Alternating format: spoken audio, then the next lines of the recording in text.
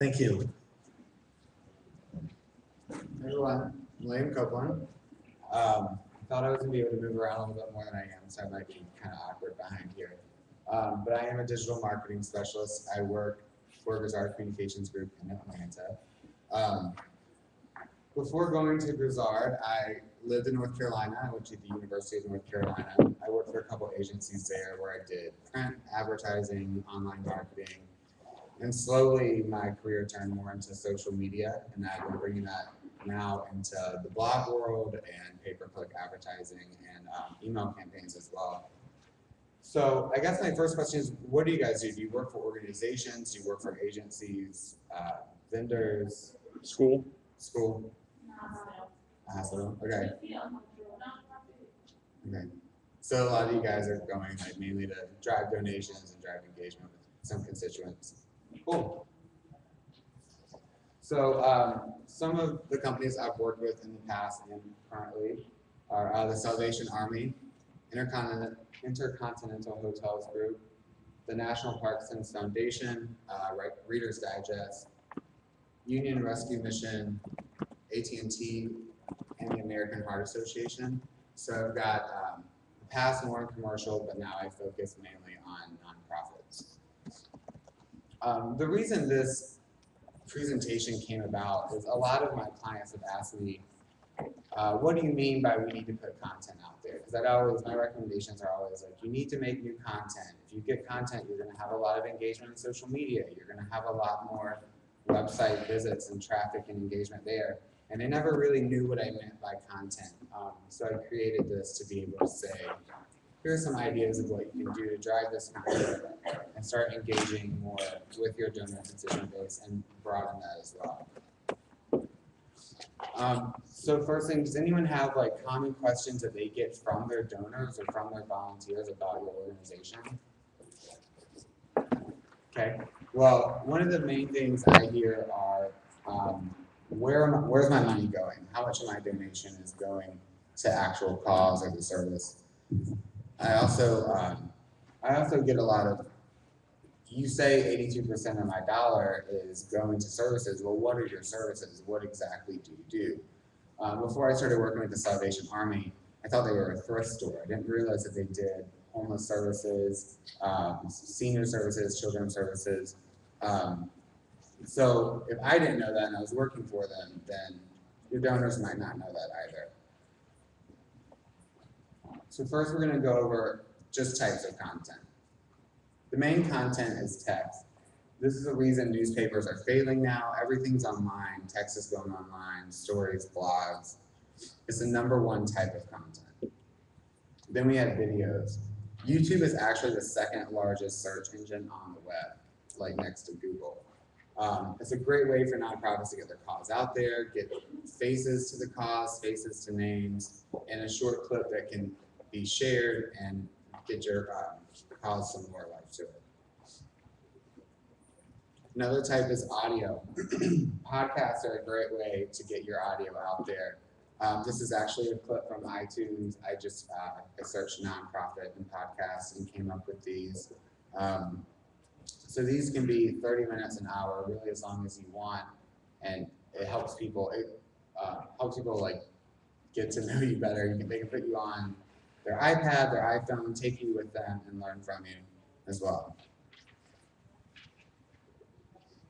Photos are another way of sharing, obviously. We have 2 photos here that have 2 different messages, and they're both extremely effective. Photos are the #1 shared piece of content on the internet. It's the easiest thing to do. Obviously with videos and podcasts and audio, you have to be able to be in a quiet space, listen to the video. Photos are shared nonstop, Facebook, Twitter, Tumblr. Which brings me to Facebook and Twitter. Does everyone have Facebook and Twitter for their organization? Has anyone branched out to a Tumblr or Pinterest for their organization either? Okay, a couple of people. So what I want to say about these is you might have a Facebook, Twitter, Tumblr. Those aren't content. They're the warehouses for your content. So it's where you share content. It's where people share your content. And it's more of an engagement tool with your constituent base. So can you answer your donors' questions? Can you answer where their money is going to, what your services are? I'm sure you can, but do they have those answers? Are they on your website? Are they in your social media? People Google everything now. If you want a pair of shoes, you don't go to the mall, you Google it, you find out, you research. So a lot of people Google, volunteer opportunities in Atlanta. Well, if you're a nonprofit that has volunteer opportunities, do you have a page titled Volunteer Opportunities in Atlanta or a blog post about your volunteer opportunities? If not, these search terms aren't going to drive traffic to your site. It's not going to drive more people to find out about your cause.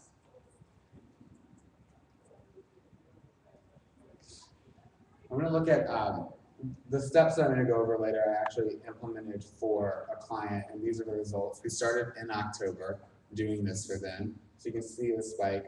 The blue line is social media traffic to their website. The red line is search traffic to their website.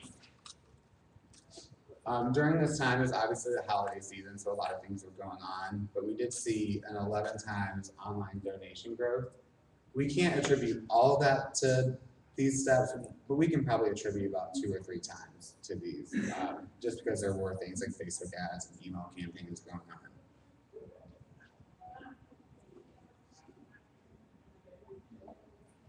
So what we did is we created an integrated calendar. This was taking content and turning it into video, turning it into audio, posting those things, interviewing people, and getting that content and those questions answered and out to the public. We came up with the first 50 questions. I'm sure you can go to your donors, go to your executive board, your volunteers, and find out what questions they have for your organization. These can be anything. Again, like what kind of service do we actually provide? What communities do we service? What do we do? So is anyone from a large city here, like a large metro area? Okay, where are you from? Atlanta. Okay, so I'm sure Emory, what do you do?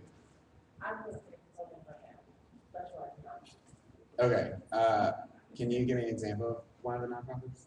Well, I used to work in American. Okay, great. So I'm sure Emory has probably put out a ton of information for about cancer, right? So you got this long article that probably grad students written, and it's probably extremely boring to read, and a lot of people don't really understand it. But as the American Cancer Society, you can take that article, get three to 5 points from it, and create a blog post, link to that article, explain the article, and how it helps your organization or how your organization helps that issue. And you've got a piece of content right there that someone's already done the work and the research for you. You're just reusing that and linking to them. So with those studies, we can, if it is a grad student or it's a student or just someone you can interview that person and get that on video. Now you have a video to put on YouTube, to put into a blog, to share. Along with that, you can have audio of that interview to make that podcast with photos of the interview, etc.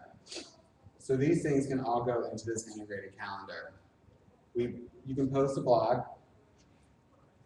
You can follow that up with a video where you're actually interviewing the person and you're getting a little bit deeper into there, and you're plugging yourself as well by saying, here are the issues and here's what we do to make that better. You've got your audio for a podcast. You've got photos.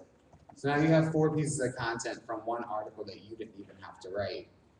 You can put this into your direct mail. You can either have the direct mail sending people to these sites, or an email linking them to it as well, where you can link them out to YouTube, your blog, your website. From here, we can have auto posts. So if your blog goes up on Friday, have it auto post to your Facebook, Twitter, Tumblr, wherever it might need to be. And so this one piece of content isn't going to be everything you do all month, but it can be the basis for it. So maybe Monday we have Mobile Monday, and you can talk about how maybe mobile is driving donations and how that's helping people from your cause or with your organization. Tuesday, you can have Trivia Tuesday. This is Homer from the Simpsons trivia game. Ask your constituents on Facebook, on Twitter, what they want to know, what they're learning, how they feel about your organization, or even just do trivia. Ask them, Do you know how many people die of cancer each month? Do you know how many homeless pets are in our community? And get those questions out there and get people talking.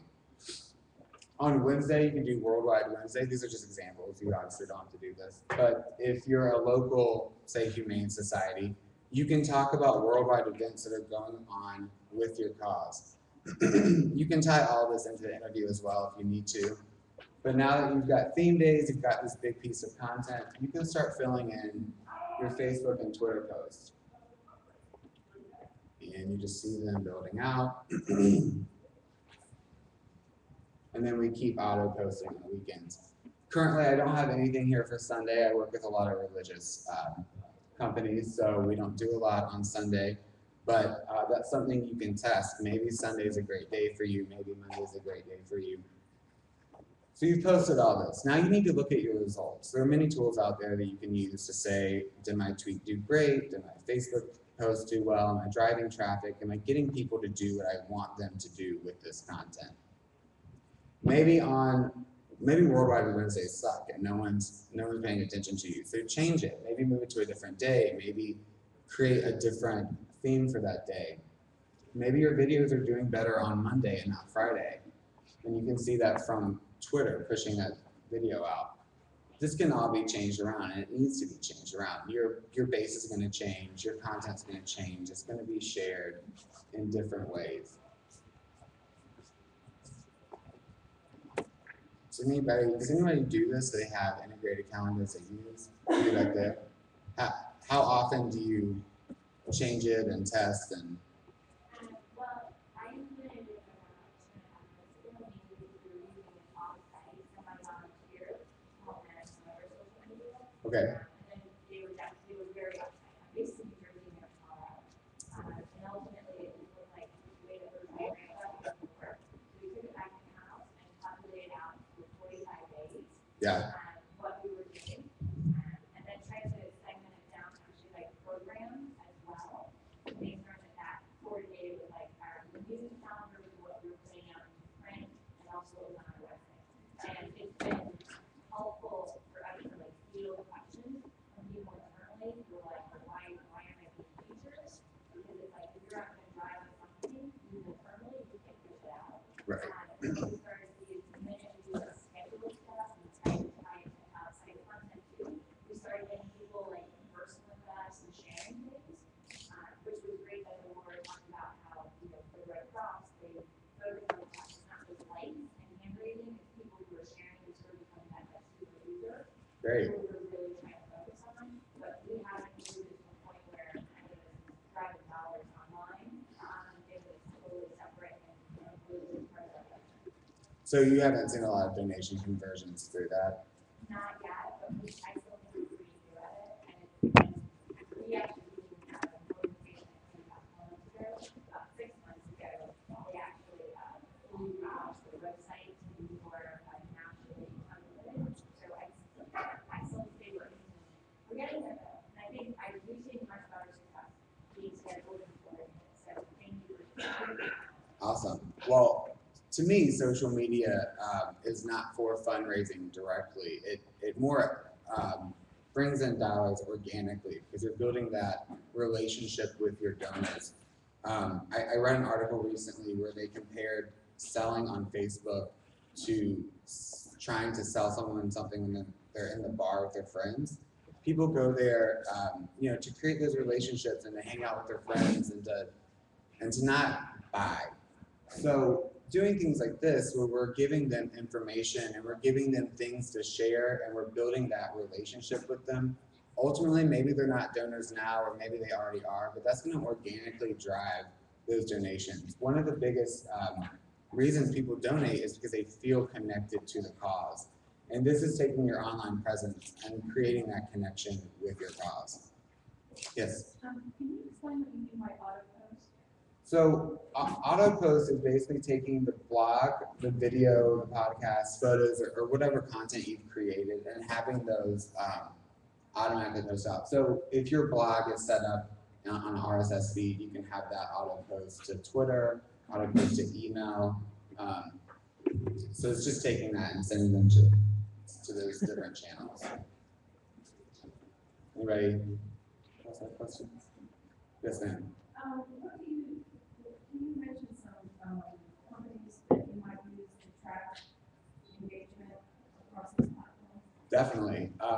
We use FeedBurner for our RSS, like our blogs, and so that way we can look at subscribers, we can look at the change, what they're doing on our site. We also use Google Analytics, which is a free tool that everyone I feel like should be using. But you can, track everyone. You can set up custom URLs through Google also.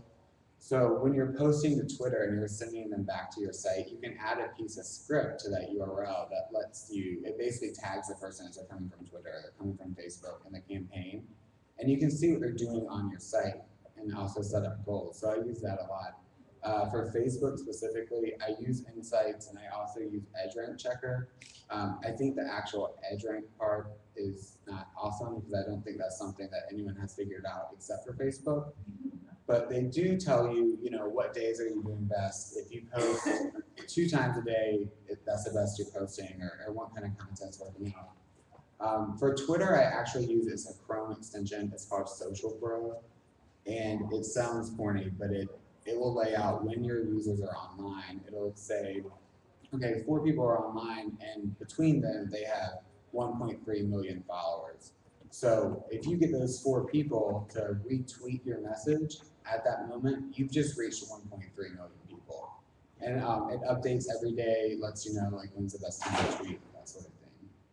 Have you used any that you found ineffective or? I've used Insights and Google Analytics. I'm doing it on a very small scale right now, but that's all about to change. So. Okay. Well, Social Grow's free. EdgeRank Checker is $30 a month per Facebook page. They can be, that's the only one I actually pay for. That's specifically for Facebook. That is specifically for Facebook. And if you manage multiple pages, you can throw those all into EdgeRank Checker as well. And can I ask one more question? Yes. About, I have an e-newsletter, and I often link to content externally. I'll write a short piece, and then within that piece, just an intro and link to it. But someone that I may be working for soon was talking about, the wisdom of housing that content on our website to bring people back to our website. Right. But I don't quite know how that would work.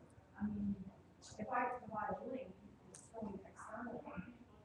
So you mean externally to another website? Yeah, So is it their content then? yeah, it's their content. So I would actually use the example of the interview is if you have that content, make a post about the content where you're summarizing it and you're still sending them externally, but you're having somewhat of a landing page on your site for them to go to first. And by tracking through Google Analytics, hopefully you'll probably see a high bounce rate for that page because you are sending them outside the site. But hopefully you'll see people start interacting with your site and going to other pages and learning about your cause as well. Does that? Awesome. So some ideas of what we can do. How-tos. We have one client that works with autistic children, and we see a lot of search terms going to their site for how do I calm down my autistic child? That's literally what people Google. We all Google just our questions. So posting how-tos with those search terms as your title is going to be a great way to get new people onto your site and interacting with you. Local topics. Again, these are what's going on in that has to do with your cause and your area and what you're doing with it, or maybe not what you're doing with it, but just what's going on locally. Expert interviews. Find these experts at local colleges, local newspapers. If they're writing on something that you work with, try to interview them, get in touch with them. Recent studies, share those, summarize them, give your people that something to come to your site for and a reason that you're an information source. Your opinion. A lot of times with nonprofits, it gets tricky. We might not want to give our opinion on a lot of things like healthcare is kind of a tricky subject right now. But people want to know you're a human being and you're not just a marketer and you're not just a robot on the other side of their computer, but that you have a voice and that you have an opinion also. And again, news. This is one of the main things I see shared. But taking this news and adding your opinion and your comments to it is a good piece of information also. So again, like I just said, on the internet, nobody knows your dog, but they can smell a marketer from a mile away. So whatever you're doing, make sure you're putting that voice to it. Make sure you're humanizing your content. So this is our, sorry, this is our cycle of what we need to do. Plan it out. Find those 50 questions from your donors, from your executive board, and plan those questions out and when you're going to do them. One question can give you, like we saw, a month worth of content. You could do it weekly. I think a month is a good time, but 50 questions, that's what, almost 5 years worth of content. Do it. So actually implement it. Then check it. So check your analytics. Check when people are engaging with you. See what's going on and act on that. Change around your schedule, change around your content. And then of course the cycle keeps going. So the steps, pick your first 50, plan your integrated calendar, keep publishing, and measure and adapt. Some tools that we all can use, kind of what you were talking about earlier. We have PixelPipe, Google Analytics, Timely. This is actually, we use this for a lot of our clients. You can set your post into Timely and it monitors the best time for you to tweet on Facebook and will actually auto post those for you based on those best times. We've got RSS Graffiti, which will give you blog analytics, Twitter feed, YouTube Insights. Does anyone use YouTube Insights? So if you're posting videos, you can actually go into YouTube Insights and see, are people dropping away from my video 2 minutes in? And you can change this around. You can also add annotations and monetize your videos now. So if you want to call for donations on YouTube, you can do that now. And this will all track that for you. We've got Bitly. I suggest if you're sending any link out, throw it into the Google URL builder, put your tags on there, and then throw it into Bitly so you can see the clicks and the shareability of that also. Got Twitter Twitter counter, letter me later. Page Lover versus Facebook Insights, EdgeRank Checker, which I talked a little bit about, and Twitterland and Open Site Explorer. Open Site Explorer, I would say use that with Google Analytics because it's also going to give you, it's got competitor information in there so you can see, okay, here's a competing website. What's their web traffic compared to my web traffic, and what's their bounce rate compared to mine, and what do I need to do to change that around? Some resources, we have Salesline, Content Rules, I think is a great book. Conversation Marketing with Ian Laurie.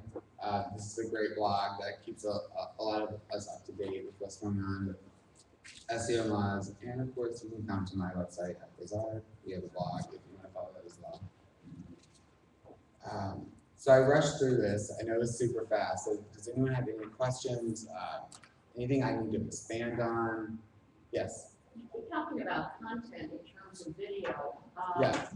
We're finding that video where the quality is really poor actually turns viewers off, turns people off. What kind of advice can you give people for the quality of the video they actually put up online? So I think you should think mobile when thinking video. A lot of video is being shared on iPhones and iPads. So if you have a lower resolution phone and it's already a lower resolution video, it's not really going to draw anyone's attention in. I'd say if you had access to a nice camera, either invest in one. What do you use now to capture video? Well, I'm a professional shooter, so I have high-end stuff. But for a lot of the nonprofits we work with as volunteers and journalists, they don't have equipment that they can use like I do. Mm-hmm. So I'm just kind of wondering what kind of advice can we give nonprofits on the type of equipment they should be picking up to get that good video? I mean, as far as like a specific camera, I'm not sure, but I think the advice would be invest in that, maybe research, and I think that'd be a good investment that they're going to see that shareability of their videos really go up from just having a nice quality video. Yes? Just that I know YouTube now they have all these advanced options where you can click and it will kind of help to fix some shakiness and quality. Yeah. They do.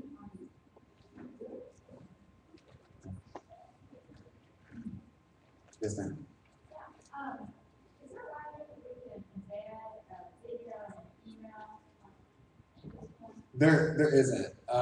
What we do is we actually take a screenshot of the video and we just Photoshop a little play button on top of that, and that photo will then link back to the YouTube video.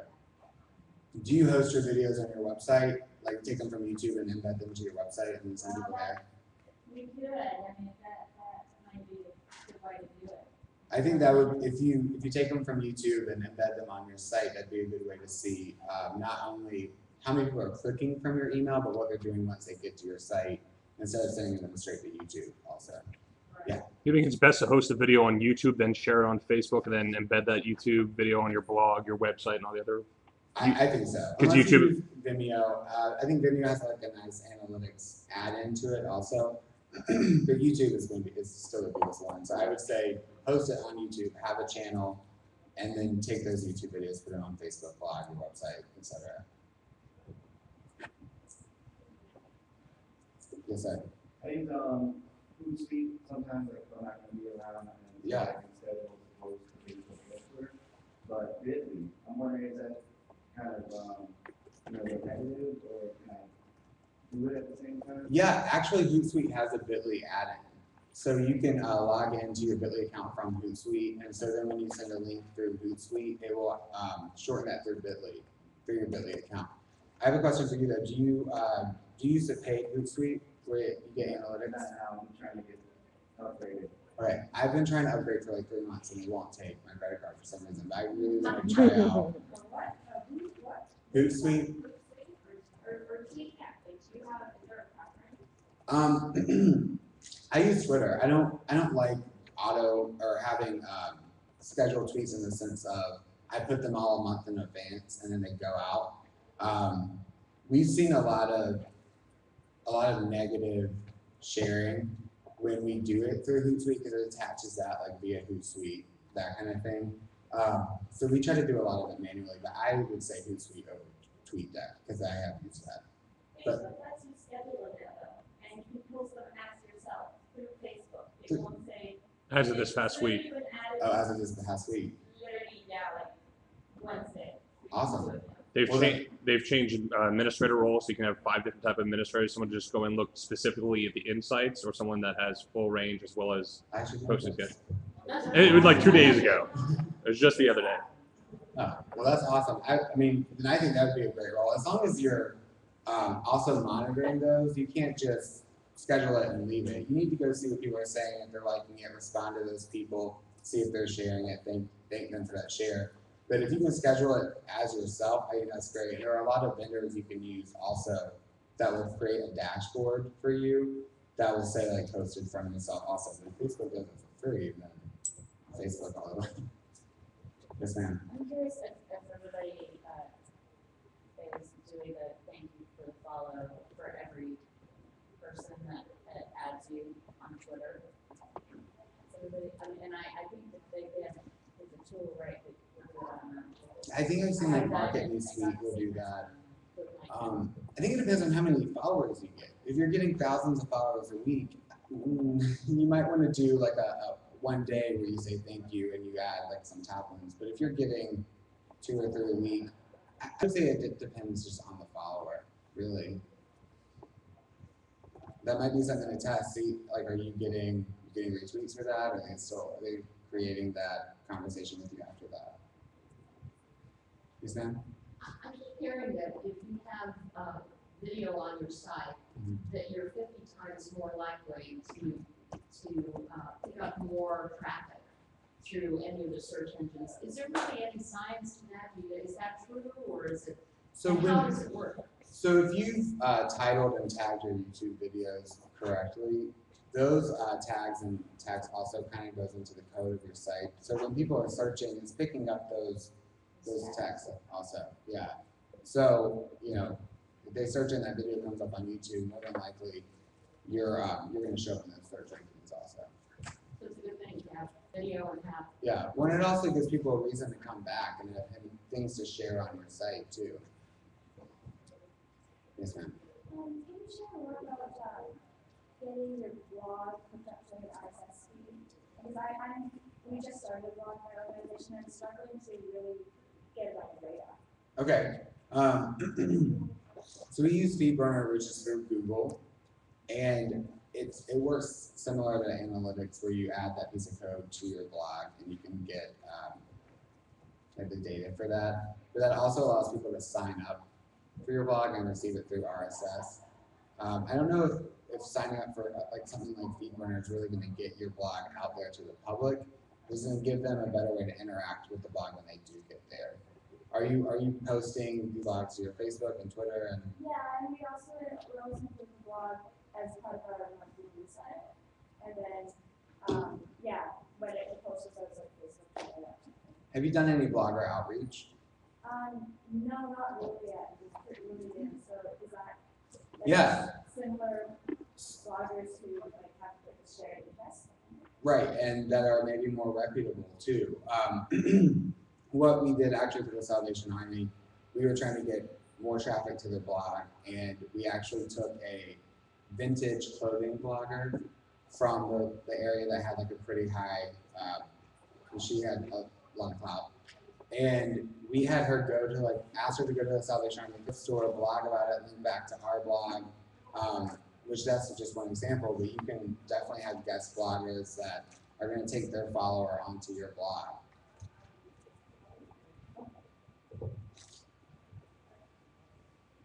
You first. Can I just ask a question with respect to the blogging? I hear a lot of conversations about that. How much is this just sharing information and creating conversation as opposed to, is there any measurable success in driving people back to the website to make donations that actually create that donor relationship, or are we just primarily creating a community conversation with the blogging? I would say both. I would say if your blog is hosted on your site, you can use things like Google Analytics to see what they're doing and organically kind of push them in the direction for donating. So you can set up goals and conversions in Google Analytics and see that they go to your thank you page from donations and maybe they came from your blog page. But a lot of it is creating that conversation and creating that relationship that organically gets them to that donation page. Because if they're coming back to you and they like what you're putting out and they're connecting to your cause, they're going to eventually volunteer and donate. So from a priority point of view, someone who's just trying to get into the social media type of thing, how would you prioritize just generally, what's the priority of approach here? Blogging seems to be something that might be a more mature, after you've been integrated into the social media scene for a while.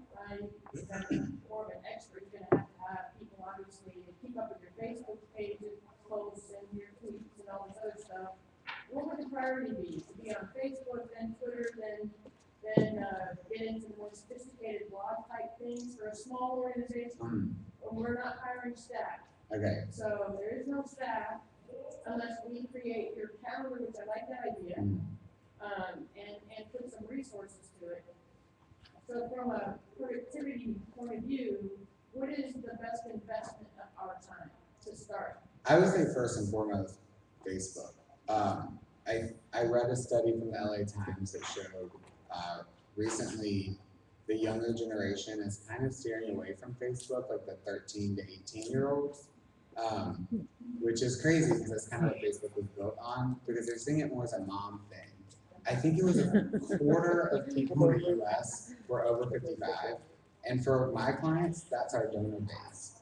So if a lot of people on there are over 55, then I would say get a Facebook and just have your presence out there. I think it also gives validity to the cause, because people do search for you on Facebook. They want to like you and they want to interact that way, and it's free. I think blogging does take a lot more resources than having Facebook and interacting with people that way. I'd say once you got Facebook down pat and you realize that maybe last month it took me 20 hours and now it's taking me 5 hours and I'm getting more return, I'd say then going to Twitter, because you're going to want separate conversations for both. And then once you build up that following and you have time for the blog and you can show that Facebook and Twitter they're driving traffic back to your site, you can say, well, let's get a blog. Let's get more reasons for them to come to our site, more reasons for them to donate with us. We're really struggling right now with the type of video content.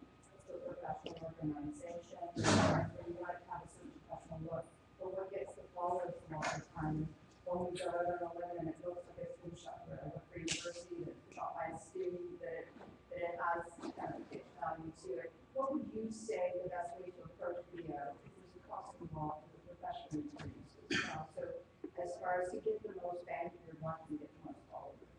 So you say you're a university? Yeah. Okay, so I'm an analytics guy, so the first thing I say is who's looking at your videos? And it sounds like it's students.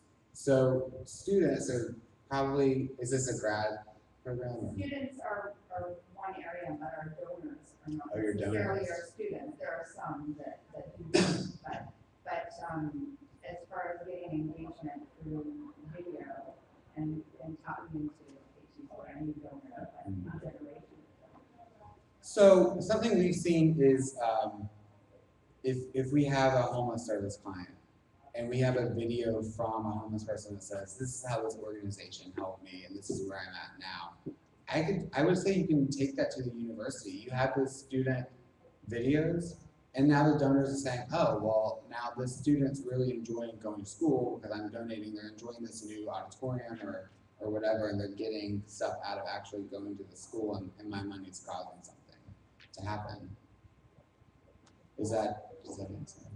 Partially, yeah, I think some of it too is just, yes, story itself, they're trying to figure out, like when you look at a video that was shot on an iPhone and it gets 3 million, 4 million, 5 million hits, and there's a bunch of guys on a baseball team doing a lip sync to a song, and then you look at, so it's trying to figure out what's the middle ground to capture some of that, to get people excited, but to also bring value to what you're doing.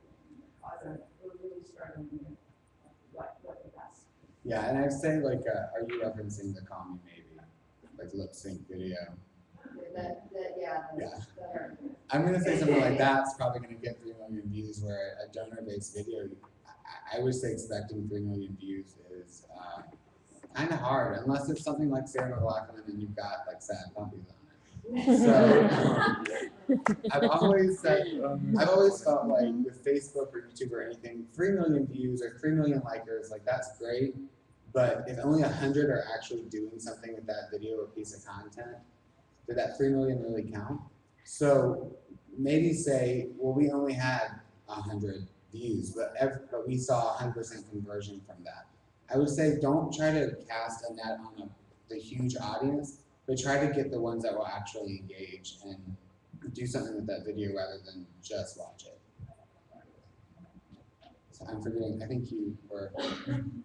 So aside from the character limitation in Twitter, I'm still struggling with the differences between, or how your content should be different, between Twitter and Facebook. How are these, or is it just another platform for the same content? So I've seen a lot of different things. You can have completely different conversations, and maybe you say this campaign is better on Twitter, this campaign is better on Facebook. But you can take the same campaign and just repurpose it for both. Maybe Facebook you have a longer post with a link, and Facebook you have a quick snippet with a link to the same page. So just as long as it's not the same post on Facebook and Twitter, because why is someone going to follow you on Twitter if they're following you on Facebook and they're getting the exact same information? So it can be, kind of the same content, but repurposed and said differently, or even just completely refocused for both channels. And I'll get to you. They have mentioned LinkedIn. So what are your thoughts on LinkedIn engagement? LinkedIn to me, for corporate engagement, I've seen it work well more on just sharing information and not really actually putting a lot of voice to it because it is such a professional site. And I think in that same study where it said that the 13-year-olds didn't use Facebook, it said that Facebook had the oldest audience second to LinkedIn, which is all professional, obviously. So I say content sharing with that is really just content sharing or what's going on in your organization as an organization versus as a cause. So, we have a new job or we're opening a new branch or that kind of thing versus what we're doing in our community, which is still good for LinkedIn. It's just not the kind of content people go there for yet. But you can also engage the donors and be with polls and conversations.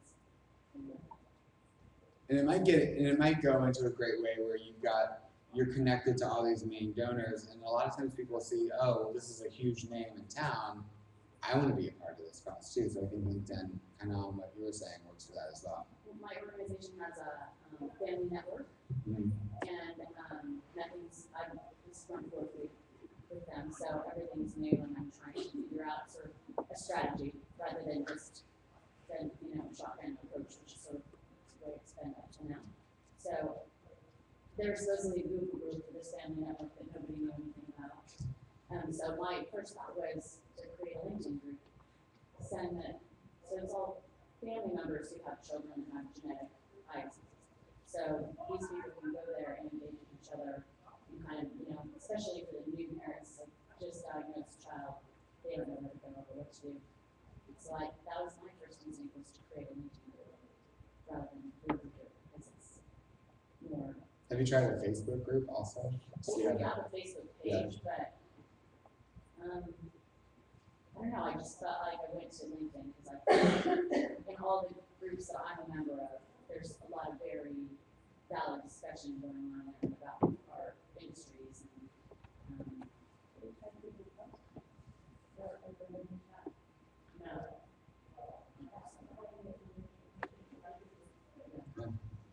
Awesome idea. Do you still have any questions? I do. Okay. You said you're from Atlanta? Yeah. You have to be familiar with, Jose P. Andre at home? I don't actually. Okay, we do dinners on holidays and provide services for homeless people, folks that are looking for, et cetera. I came on with them recently. They didn't have a big online base, but they wanted to do a campaign. They have some pretty good heavy hitters. We just did a PSA with T.I. and got one with Ludacris. And Those are the kind of things that go viral though. Like that's exciting, you would think so, but without having a social media structure in place for the company, it's kind of like you have this great car with nowhere to go. And so I'm wondering, have you ever encountered something like that, or, can you talk about the difference between maybe your daily social media functions versus an actual campaign? So daily social media functions versus a campaign is definitely just that interaction. So if people write on their wall, which is they probably don't do right in the beginning once they're getting that base up, but respond to them.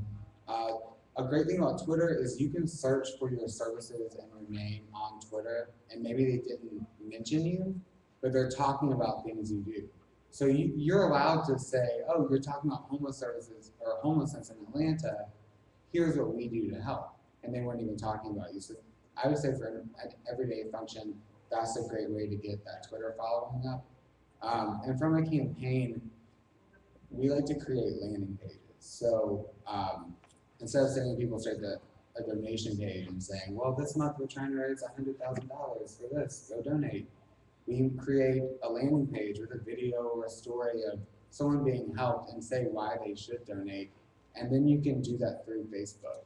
If you have the available funds or you have a coder in-house, you can make that a tab also. I wouldn't, again, suggest asking for donations on Facebook, but you can make it a timeline app of that landing page that has like the video embedded, the photos embedded, and that information on there also. I think you are an excellent. You have that calendar Yeah. where you were doing certain strategies. Is there just kind of a go-to in mind when it is best to send out blasting their messages, or just as far as breaking people, reading messages?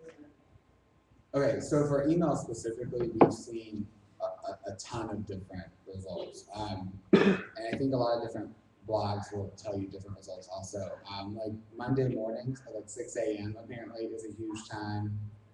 We've actually seen that basic emails, if you're asking for money solicitation, if you send them on the 1st and the 15th, right around payday, people are feeling a lot more generous. So we've seen a lot of response that way, by just basing it around what's going on in their everyday life. I would recommend looking at Convio and Blackbox, those kind of blogs, and seeing what they say about it, because it's definitely different for each organization, but there are some kind of best practices and best times out there. So, You covered it. awesome. Yes, ma'am. I don't know if anyone else has this question. We're in a very large healthcare organization. We have a corporate marketing department, and then I work for the foundation. 100% of my time is annual gifts, physician giving, healthcare heroes, tribute gifts. I mean, it's all about fundraising. And the lady who did Red Cross earlier, she's the head of PR for the Red Cross. Everything I'm hearing now is about content and marketing and PR. Does social media fit in foundation or does it fit in marketing? I think it's And I'm both. only asking because it's going to be on a budget. Right. Which marketing and I mean, I think generally it goes into marketing and PR. I think for me, it's more of a philosophy that the entire organization should be involved in.